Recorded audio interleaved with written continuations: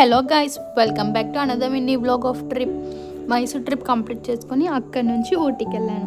ఊటీలో ఫస్ట్ నేను విజిట్ చేసిన ప్లేస్ వచ్చేసి పైన్ ఫారెస్ట్. ఈ పైన్ ఫారెస్ట్లో అన్ని పైన్ ట్రీసే ఉంటాయి. కొంచెం పైనుంచి కొండలకి కిందికి దిగిన తర్వాతకి ఇట్లా లేక్ వ్యూ ఉంటుంది. లేక్ వ్యూ పక్కనే ట్రీస్, హార్సెస్, అక్కడే హార్స్ రైడింగ్ చెట్ల మధ్యలోకి మస్తు ఉంటుంది.